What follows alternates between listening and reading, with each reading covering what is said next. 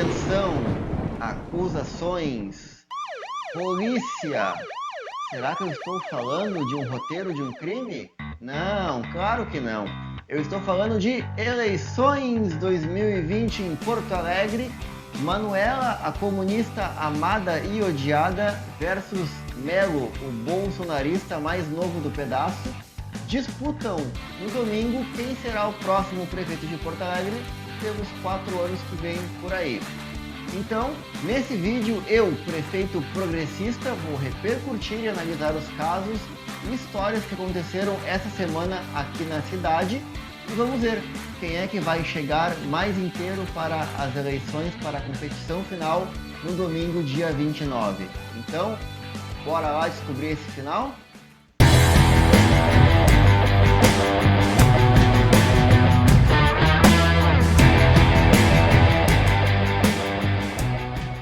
Tudo bem? Eu sou o César Vastucci, sempre aqui falando sobre o panorama municipal em Porto Alegre. Desde já, saúdo quem está chegando no canal, quem está curtindo pela primeira vez os meus vídeos.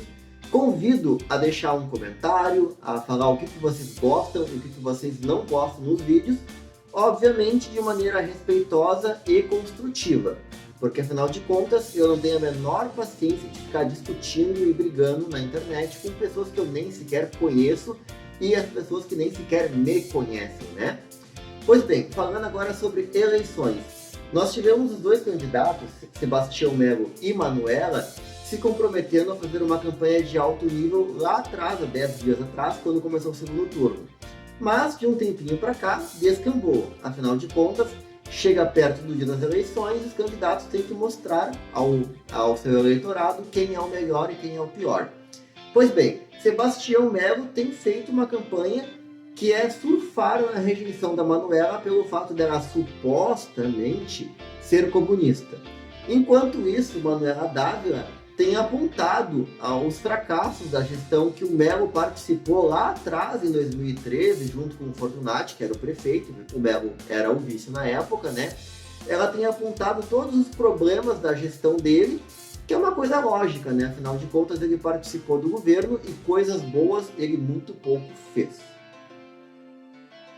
Todo esse frisson é porque as eleições aqui em Porto Alegre estão em aberto.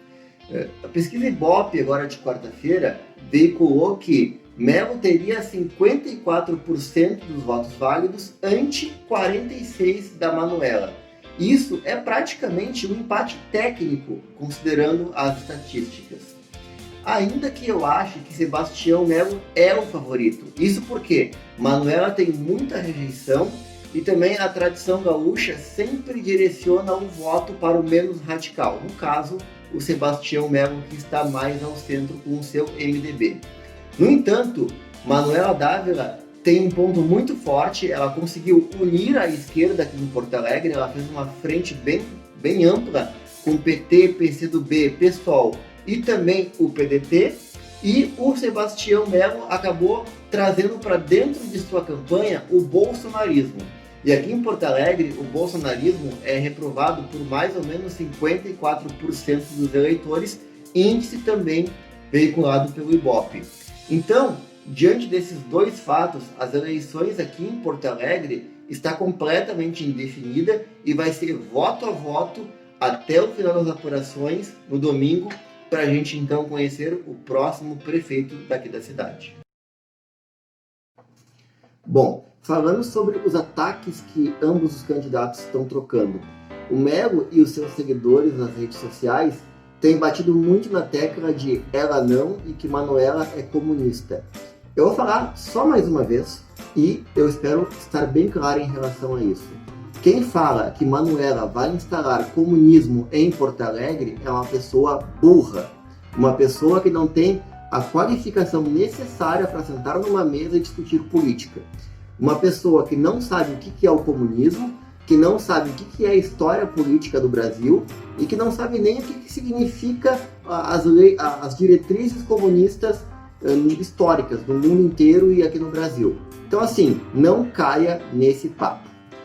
Pois bem, eu também não gosto muito de algumas coisas que a esquerda coloca. E a campanha da Manuela tentou associar o Sebastião Melo uma pegada meio racista, até em tudo aquelas coisas que aconteceram no Carrefour e tudo mais. O Melo se aliou com duas figurinhas muito peculiares, que é o Walter Nagelstein, que já tinha falado sobre a questão, já tinha tido uma repercussão a respeito de um áudio vazado, onde ele critica os vereadores negros eleitos pelo PSOL.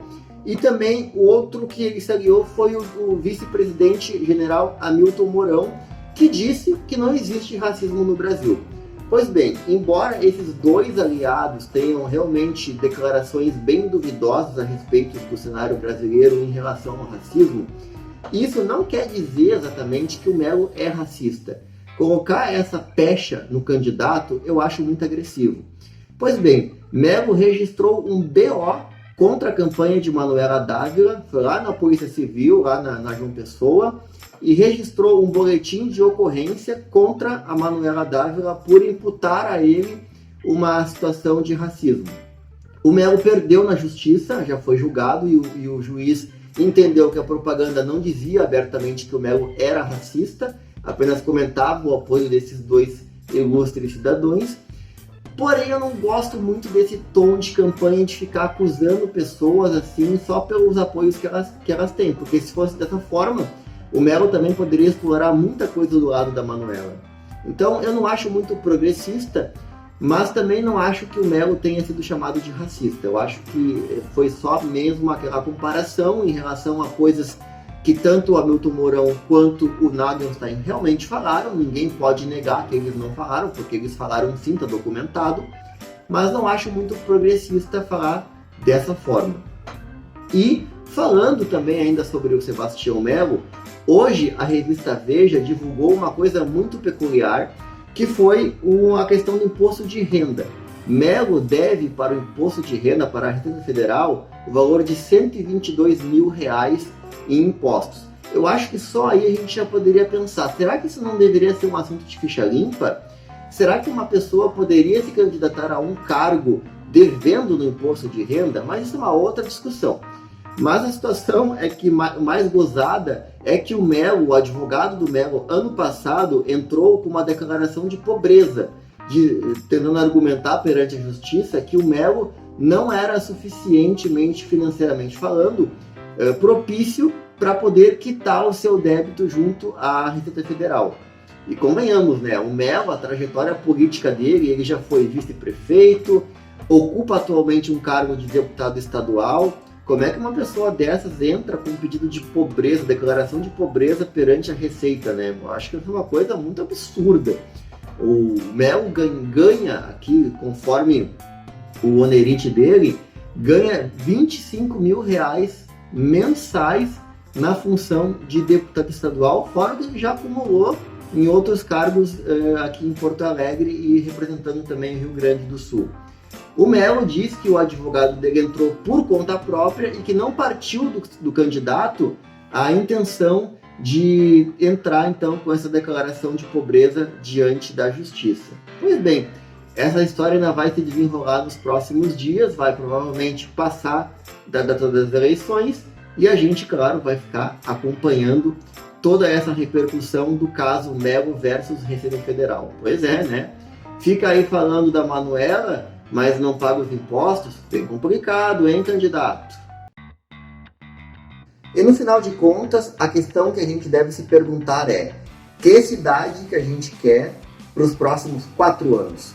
Pois bem, como eu já lembrei, já falei várias vezes aqui, o grupo do Sebastião Melo, MDB, PSDB, PTB, governa Porto Alegre há 16 anos.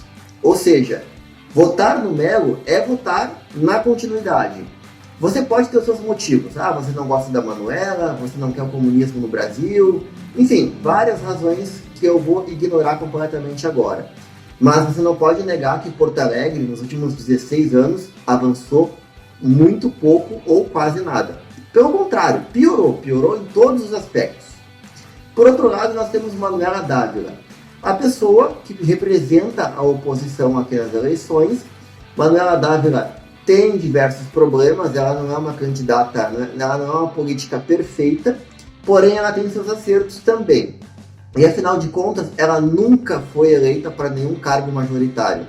Será que não é o momento de dar uma chance para ela?